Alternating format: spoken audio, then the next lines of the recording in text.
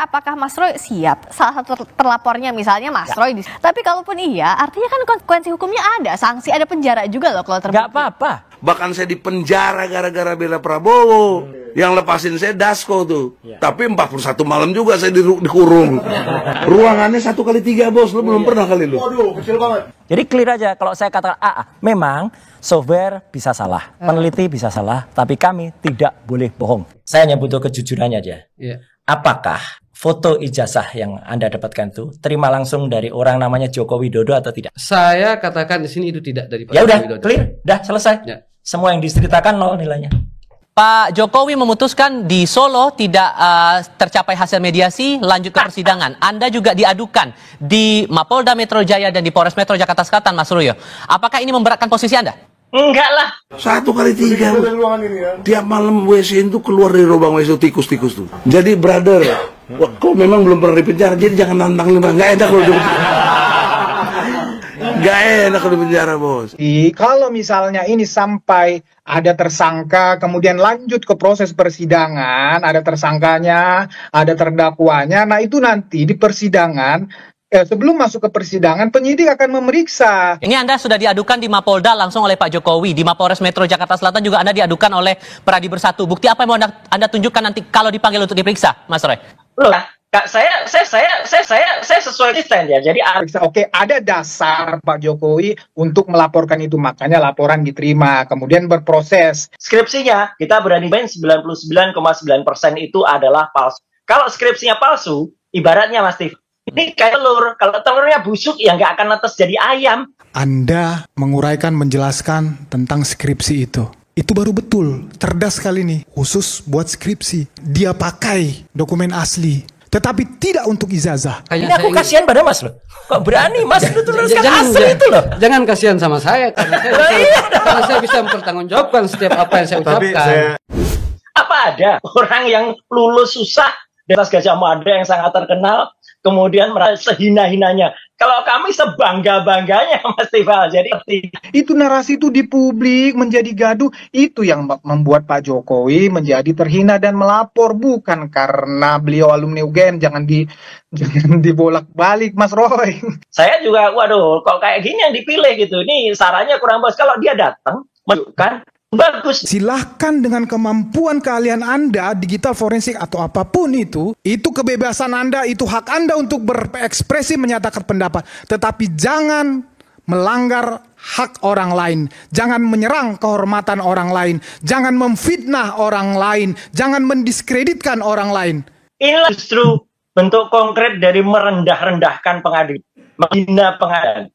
Siapa yang bilang? Inilah yang paling bahaya dari apa yang kita diskusikan hari ini. Karena pada prinsipnya dia tidak lagi ke personalnya Jokowi, tapi ke 40, 60 sampai 80. Enggak, ini ngejar sebagai pembanding. Enggak, Pak. Gini. Pak, kalau ini Jokowi dimanipulasi, maka mereka pun korban loh. Nah, itu maksud saya. Kalau Pak Jokowi, kalau Pak Jokowi tidak ada tanda tangan lembar pengesahan, lalu ada beberapa skripsi juga ada hal yang sama seperti itu, berarti Pak Jokowi palsu, mereka juga palsu. Jadi nggak datang, udahlah jelas gitu. Jadi ini masih dari situ udah kelihatan inkonsistensinya. Sistem peradilan perdata itu sistemnya bisa langsung ya, tergugat itu bisa langsung, tapi bisa juga diwakilkan oleh kuasa. Kak, saya sesuai desain ya. Jadi artinya ketika itu saya akan tunjukkan bukti-bukti pemeriksaan primary evidence ketika saya memeriksa skripsi waktu itu, dan ketika saya memeriksa apa yang ditunjukkan oleh kader salah satu partai SI itu dan yang ditunjukkan oleh dekan Fakultas Kehutanan. Jadi yang menghasut itu siapa sebenarnya? Clear kan gitu. Kecuali wartawan itu ada ahli forensik gitu. Apakah itu Dr. Simon? Apakah itu nama yang sempat disebut-sebut akan tampil tapi mundur? Ya gitu, Abimanyu gitu. Pada akhirnya yang terjadi adalah kita masuk kepada persoalan-persoalan Pak Jokowi secara privat. Kalau foto itu adalah Pak Dumatno, masuk akal nggak foto itu dipakai di buku nikah? Kita bisa lihat bahwa orang-orang ini tidak suka dengan Pak Jokowi, fakta yang tidak bisa ditutupi. Tidak suka, punya kebencian kepada Pak Jokowi. Saya tidak tahu sampai kapan. Pak Jokowi menikah dengan Ibu Riana. Bisa jadi itu semua editan. Kenapa sih? Kok Anda berani Mas nuliskan itu asli? Dari mana aslinya gitu. Ilmiah apanya memakai data yang tidak diverifikasi, yang tidak punya data pembanding, yang dokumen asli. Ahli apa seperti itu? Tadi Solo itu yang minta siapa? Pengadilan kan? Jadi nggak datang, udahlah jelas gitu. Jadi masih dari situ udah kelihatan inkonsistensinya. Bang Freddy merespon pernyataan Mas Roy ini? Bahwa kalau sistem peradilan perdata itu sistemnya bisa langsung ya, tergugat itu bisa langsung, tapi bisa juga diwakilkan oleh kuasa. Ini berlaku dalam semua proses, mulai dari mediasi ya sampai dengan nanti di putusan. Jadi kalau pengacaranya Pak Jokowi sudah hadir di persidangan, ya berarti itu sudah mewakili Pak Jokowi. Tidak ada alasan, tidak ada peraturan perundangan apapun. Ya kalau sudah pengacaranya hadir, prinsipal harus hadir. Bukan berarti tidak boleh. Ya karena yang untuk contoh yang mau dianut tuh adalah orang yang pernah menduduki jabatan nomor 1 di Indonesia. Jangankan 40 itu, sejarah di UGM saja itu aja dibongkar, diubah sejarah itu, gitu loh. Kenapa hanya 40? Pak buka pikiran, kenapa sih Jokowi menurut Bapak itu nggak bisa berbohong? Setiap manusia itu bisa berbohong, Pak. Ini tempat kita podcast ini kan namanya open minded. Iya, kita buka pikiran kita. Tetapi kalau teman-teman memaksa saya untuk meyakini apa yang diyakini juga nggak bisa. So pembuktian apa yang bakal Anda tunjukkan nanti? Ini Anda sudah diadukan di Mapolda langsung oleh Pak Jokowi. Di Mapolres Metro Jakarta Selatan juga Anda diadukan oleh Peradi Bersatu. Bukti apa yang mau Anda tunjukkan nanti kalau dipanggil untuk diperiksa, Mas Roy? Loh, Kak, saya sesuai stand ya. Jadi artinya ketika itu saya akan tunjukkan bukti-bukti pemeriksaan primary evidence ketika saya memeriksa skripsi waktu itu. Dan ketika saya memeriksa apa yang ditunjukkan oleh kader salah satu partai SI itu dan yang ditunjukkan oleh dekan Fakultas Kehutanan Dr. Sigit Sunarta yang mengisi itu berupa fotokopi. Kalau fotokopinya dan yang diposting itu sinkron, ya berarti itu bisa dianalisis. Kalau nanti misalnya tanda itu yang ditentukan lain, nah ini malah jadi soal ini, jadi berita. Jadi selama ini yang dipakai untuk yang disebut ijazah itu apa? Tapi sekali lagi, skripsinya itu abalah. Skripsinya tidak patut dan tidak layak. Skripsinya kita berani main 99,9% itu adalah palsu. Kalau skripsinya palsu, ibaratnya Mas Steve, ini kayak telur. Kalau telurnya busuk, ya nggak akan netes jadi ayam. Nggak mungkin telur busuk menetes jadi ayam. Itu kalau skripsinya busuk, ya mungkin ijazahnya jadi. Agar ini juga tidak salah diinterpretasi di kemudian hari, saya ingin sampaikan di sini sampai detik ini saya tidak pernah sekali lagi saya tidak pernah, itu hanya kesalahan penulisan media menyerahkan nama-nama untuk dilaporkan. Bahwa ada yang meminta, betul. Dulu waktu itu saya diminta untuk siapa sih terutama yang ada di platform X itu yang paling keras memfitnah Pak Jokowi. Maka saya merilis ada beberapa nama. Tidak ada kaitannya dengan 4 nama yang dilaporkan oleh Mas, Anda merilis kan katakanlah pengaku aja. Mungkin ada nama saya di situ kan? Tidak ada sama sekali. Demi Tuhan. Nah, di DX ya ada? Apa? Namaku nggak Anda tulis. Nggak ada. Kalau ada. Dan itu tidak saya serahkan ke kuasa hukum loh. Agar ini memperkuat karena Pak Jokowi membuka pada saat itu bahwa kita akan melaporkan pihak-pihak yang menurutnya sangat keterlaluan dalam hal memfitnah beliau soal ijazah ini. Makanya saya konfirmasi sekarang. Kadang saya baca di media begitu bahwa Mas Dian Sandi itu yang katakanlah menyerahkan nama-nama ke lawyernya Pak Jokowi. Tapi melaporkan nggak pernah. Menyerahkan pun sampai saat ini secara official tidak pernah ke Pak kuasa hukumnya Pak Jokowi. Tidak pernah sama sekali. Nggak apa-apa, nyerahkan juga nggak apa-apa. Kita juga nggak akan mundur mau diserahkan 100 kali.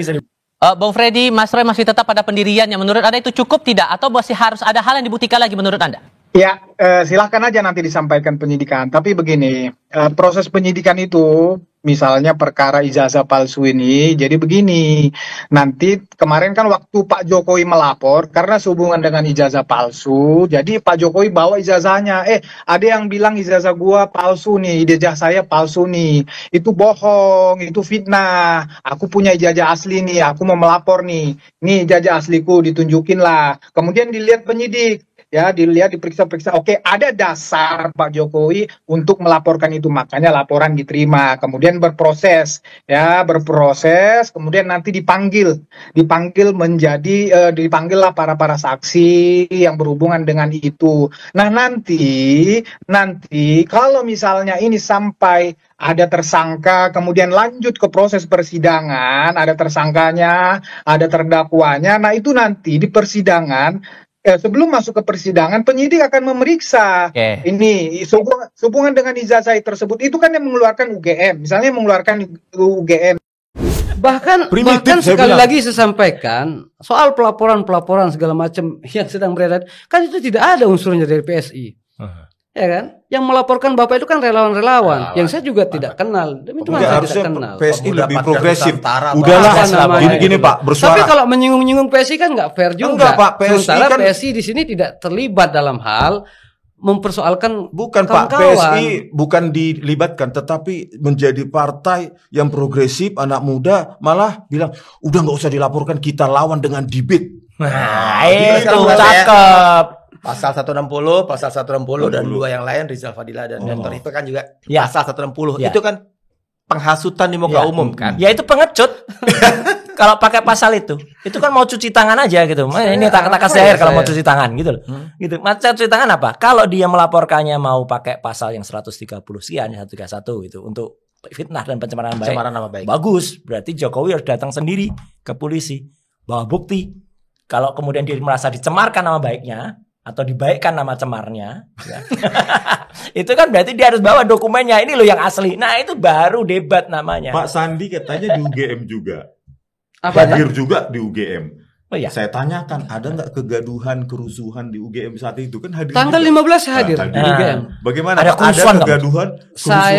Saya tidak mengetahui parameter yang mereka sebut sebagai kegaduhan, tetapi saya menyaksikan memang ada aksi di situ. Ada aksi, bagus lah. Ada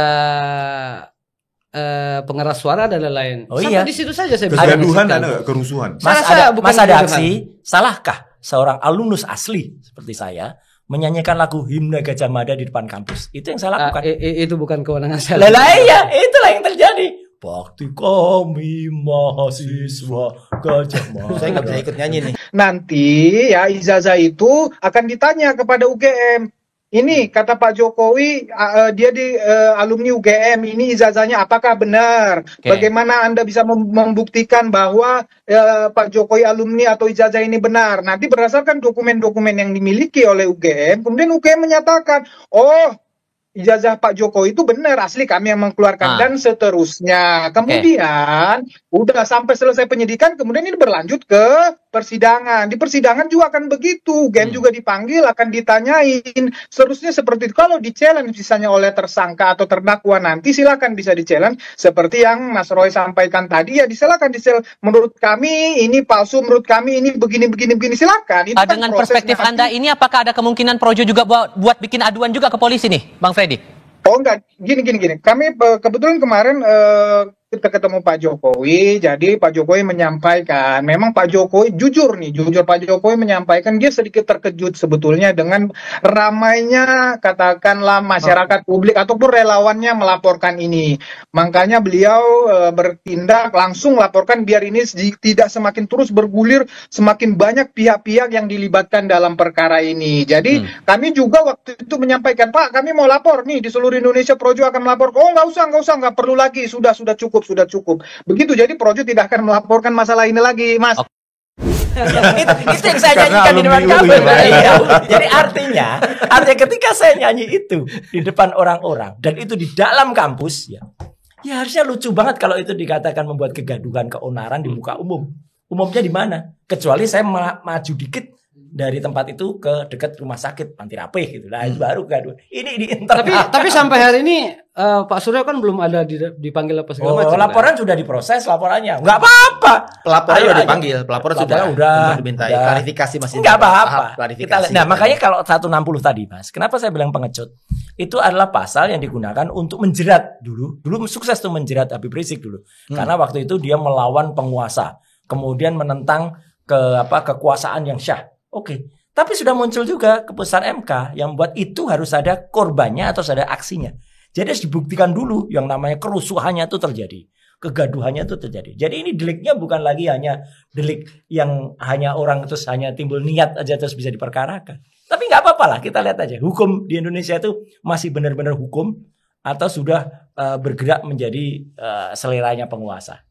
Itu. Dan Pak Prabowo membiarkan hukum Indonesia masih kayak rezim sebelumnya, rezim Jokowi. Saya meyakini bahwa apa yang disampaikan oleh Pak Jokowi itu betul adanya, ada ijazah itu. Saya sampaikan dulu di beberapa dulu komen di X itu bahwa ijazah beliau memang di lemari beliau kan begitu. Untuk membendung beberapa informasi hoax yang mengatakan dari pihak UGM yang menyampaikan bahwa ijazah beliau itu hilang.